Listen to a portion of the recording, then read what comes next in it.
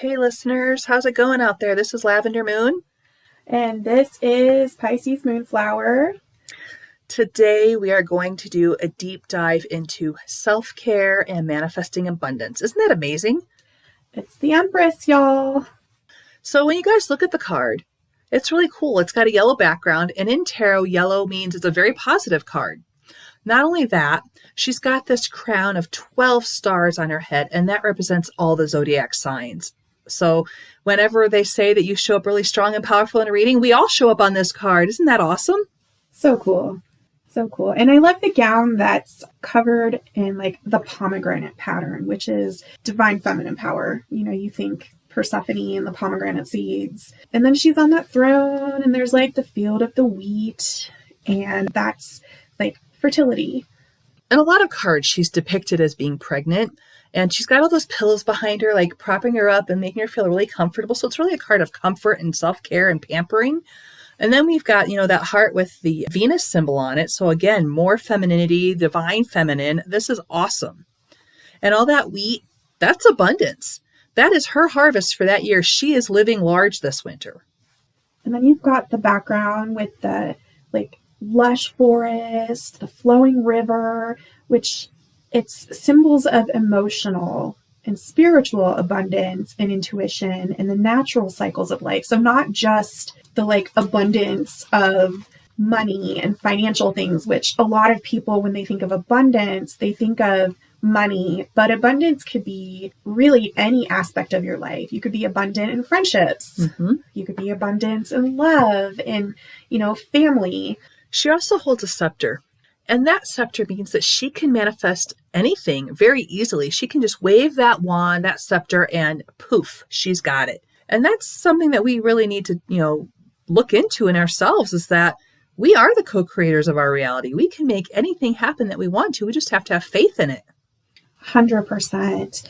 And posture-wise, even though, as you said, she's relaxed and she's on these cushions, she's also very regal. And it's she's not trying to be powerful. She just is. She's divine feminine energy and in her purest form. And it's magnetic and it's not forceful. So what we were just talking about, just allowing that to come in and believing and knowing without trying, letting it come, letting it flow. Putting that idea of I want this thing and then letting the universe do its thing and just trusting that this abundance is going to come to you. And that goes along also with being the archetypical mother. When you think of the ideal mother, she doesn't try. She just wakes up, she knows intuitively what she needs to do and just does it. And it's also very nourishing energy. You can see the nourishment in the scenery around her, the nourishment in her and the baby that she's about to give birth to. So, and as you look at the card, you can tell that it is card number 3 in the major arcana, which 3 is about creation and support and having, your friends and family around. But it's also about trinities: body, mind, spirit, maiden, mother, crone, past, present, future. She gives birth to not only a children, but she gives birth to creative ideas, gives birth to ideas of how to get your abundance and how to manifest the pampering and the self-care that you need. She's also about balance. The number 3 in numerology is also about balance. Astrologically, she's ruled by Venus, which is a planet of love and beauty and pleasure. Venus is lush, indulgent. Venus wants to drape herself in silk and roll around in rose petals. And, for our astrology nerds out there, we know that Venus is a very Taurus type of thing, but she also rules Libra. And does anybody else have that song in their head? Hey, Venus. All right. If you haven't stopped listening because of my horrible singing, welcome back. So the Empress, when you look at that energy, it's the grounded pleasure of Taurus and the harmonious beauty of Libra. And we know that Taurus tends to sensuality and things that feel nice and that are luxurious. Yeah, Taurus is all about comfort. For sure. And as a Taurus rising, I know all about wanting comfort food all the time. I think my Venus is in Taurus. Oh, mine's in Sagittarius. I have a fiery Venus. Interesting. My Venus likes the pleasurable things, the velvet, the corduroy, the fall comforty stuff. Please ignore the crinkles in the background. That's just Ringo being Ringo. He likes to be in the podcast room. So when you pull the Empress card, it's a signal from the universe to embrace the power of 3, to grow, create, love, and receive, to keep building on that. And let's talk about how she plays out in some real world readings. So if you're doing a love reading and the Empress comes out, she's talking about romance, sensuality, and maybe even pregnancy. I know I do read her as being a card of pregnancy. So when I do pull her in a reading, whether it's love or not, I will always nod to the fact that it's possible a baby is coming into the world. It also is about being safe and being seen and how you feel in your body.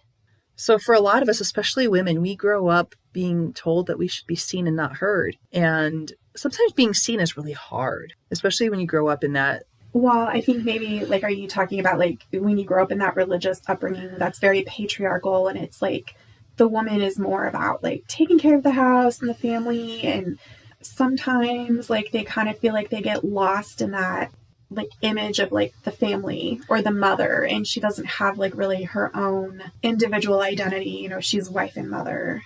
Yeah, I am talking about that, but there was a word that I was thinking of, and so here we are. Welcome to the crone era of our lives where you forget your words. Perimenopause is great, y'all.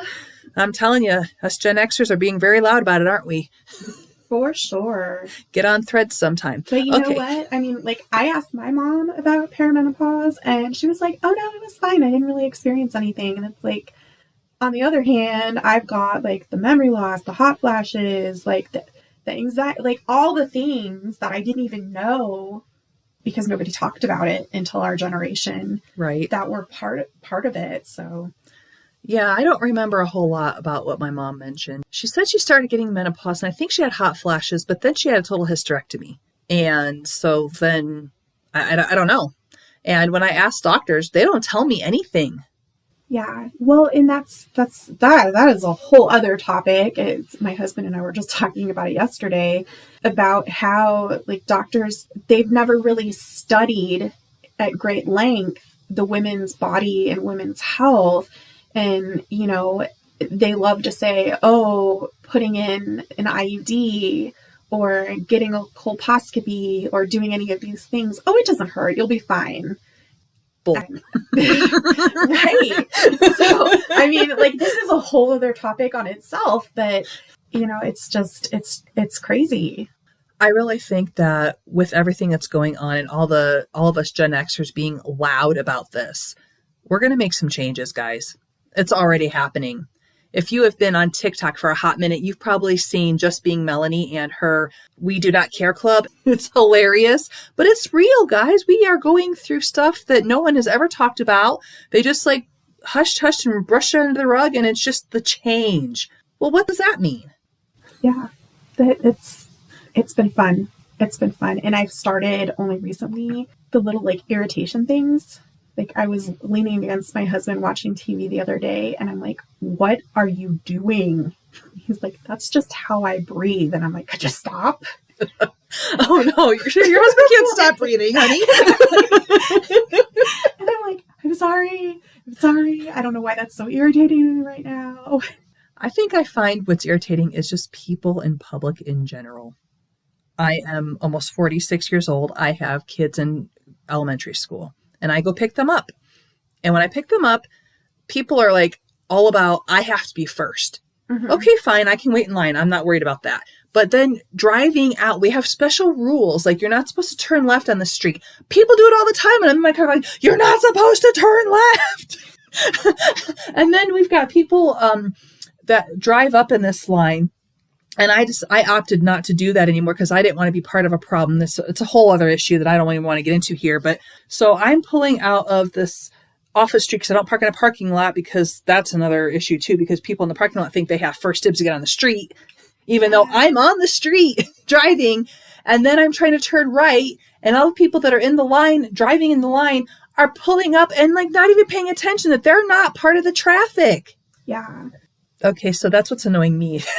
Well, I feel like people in general, like not everybody, so don't come at me, but I feel like there's a general like lack of awareness of other people, and everybody is just like me first. Like I see that a lot. I don't even know if like that's exactly it, but it just seems like they're so focused on themselves, they don't notice that they cut this person off, or that they're in someone's way, or like the people. Like, I hate grocery shopping. I hate it with a passion.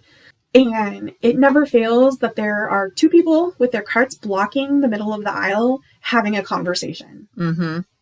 That's why I go grocery shopping at 7:30 in the morning. Ugh. I drop the kids off. I go to the grocery store because there's hardly any people in the grocery store at that time, and I can get my stuff done in and out. Fortunately for me, my husband's been doing most of the grocery shopping, so that's super nice. I could make my husband do the grocery shopping. I'll think about that. Dr. Evil gesture going on over here.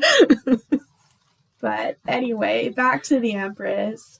So when we're talking about birth with the Empress, and as a practicing pagan, I kind of relate this a little bit to Ostara, which is about fertility and new life and birth, and kind of has like Empress. Yeah, I can totally see similarities. And it's not just an actual birth of a human child. It could also be, with both Ostara and the Empress card, the birth of an idea, the birth of a new project, the birth of just something new that you're bringing into your life. So if the pregnancy part doesn't resonate with you, in a business reading or a career reading, it could be the birth of a new project, new design, something nurturing. It could even speak to if you're trying to adopt a healthy lifestyle, giving birth to those ideas and those regimens and rituals in your life.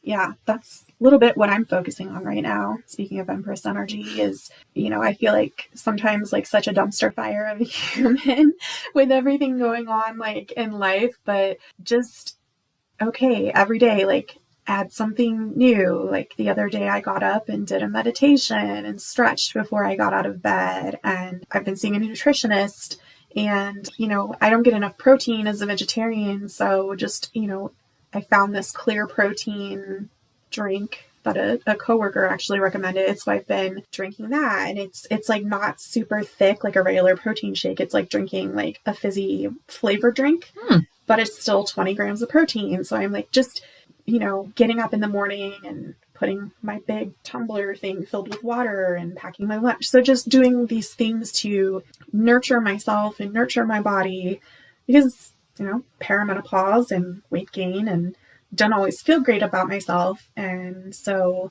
rather than trying to do everything at once, and because I know me, and when I try to get too rigid, that's when I fail and then I give up. So I've been on this path of just doing like these little things to nurture myself. That's really good. I'm trying. I don't know where my motivation went to be healthy. I was doing so good a few years ago, and stress. We remodeled our house. That was major stress, horrible. And then I got laid off, and that was even worse stress. And then now just trying to figure out where I fit in the world is just very stressful. And so finding motivation to eat healthier, to exercise. And every morning I wake up and I have this horrible, like low back stiffness and pain. And I tried stretching and that helped, but I just keep forgetting to do that before I get out of bed. And so I'm fine after I take some ibuprofen, but I don't want to live on ibuprofen every day. That's just not healthy either. Right. Well, and I mean, I even have been like, oh, we should go walk, but it's too damn hot, y'all. It's September and it's in the 90s. It is really hot here. Oh my gosh. I'm ready for some fall. It's coming. It's coming. It's got to come. And when it's not 90, it's so flippin' humid. When did Arizona get humid? I have no clue. Maybe that's perimenopause too, because I feel like I'm humid every day. Yeah, humid, 69 degrees, and it's still hot. Mm-hmm. Still hot. Don't tell my husband once he goes to bed every night. Like, turning the thermostat down and like in the morning when I wake up. I don't know. Being hot when you're trying to sleep is the worst. It is. I have never, even as a kid, couldn't sleep when it was hot. I have to be cold in order to sleep. But I also can't like just lay on top of the blankets. No. Like I gotta have something on me. And I feel like with my hormones, even just like having the sheet on me sometimes with the AC and the ceiling fan, I'm still hot. I'm not quite there. Ugh, it's the worst. Good to know what I have to look forward to. So how about health readings? I mean, we've kind of touched on it. It's like fertility, your reproductive health, the need for like self-care, treating your body more softly, like nurture me, take a nap, drink some tea. And then spiritually, you know, we touched on Ostara, but embrace and embody your sacred femininity. And align with the natural cycles. I've been like kind of paying attention to my cycles and the moon cycle and noticing, you know, when they line up. Are you a new moon or a full moon? I'm a new moon. Sorry, guys, TMI. But it's a thing. You should track your thing. And there's this whole like thought on women who sync up with the new moon versus women who sync up with the full moon. And y'all should do some research. It's interesting. Yeah, it is really cool. I don't even remember what it means anymore, but I did know it one time. See, another thing, perimenopause, you forget stuff so easily. It's just awful. I used to have a memory like a steel trap, and now I don't anymore. I just can't. I know that our friend Harmony at Mystic Harmony Rose, on her webpage, she does have a little document you could download. So if you're interested and you don't feel like, you know, doing your own research, you can check out her site and just pull up her document. That's where I got the information in the first place, actually. And I wrote it all down or I printed out. I did something. I have it somewhere. Let's move on to some crystals that would align with the Empress. Number one, we have rose quartz. This is not a surprise for me. Rose quartz is about self-love. It's about love in general. Yeah, not at all a surprise. It's such a soft pink, like loving color. You can use it to soften your energy, to soothe heartache. It encourages emotional healing. A good place for this if you're into like feng shui and crystal location and things like that. This is definitely one that I would say is good in a bedroom on a night table. I put a piece in every room of my house, honestly. I have it at work. I work in a medical setting, and I think any extra love and healing you can put out is definitely a good thing. The next one is carnelian, which is one of my faves. I seem to be drawn to it lately. I keep picking up pieces in the stores when we're out and about, but it taps into your sacral chakra. It's a really good stone for creativity and sensuality. That sounds like another thing that needs to be in the bedroom too. For sure. Or if you are like a crafty person and you are giving birth to projects. There you go. Put it in your crafty area. Next up, we have moonstone. Again, something I'm not surprised by. I do have a piece of moonstone under my pillow. Could be attributing to the weird dreams I'm having, but maybe not. Maybe it's just the eclipse that happened this last week. Moonstone is one of my favorite. I especially love like rainbow moonstone with all the like shimmers in it, but it's a really good stone for intuition, for emotional harmony. And as Lavender said, it's a really good one for dream work. Absolutely. Next up, we have emerald, which is a heart chakra opener. Well, that makes sense because your heart chakra is green, so that makes a lot of sense. It invites abundance, compassion, and a connection to nature. This is one that I would wear as opposed to placing it in your room because, I mean, it's one of the more expensive out of the four that we mentioned. So, you know, having a pendant as your witchy girl, you can also take your jewelry and you can charge them with the energy of what you want to have that piece help you with. So you could, you know, hold it in your hands and just picture what you want out of it and put it into that piece of jewelry so that every time you wear it and you do this, then it just kind of becomes second nature for that stone. That is when you want to feel abundance and compassion, that's what you wear. And that's what magic is, guys, putting intention into something. Yes.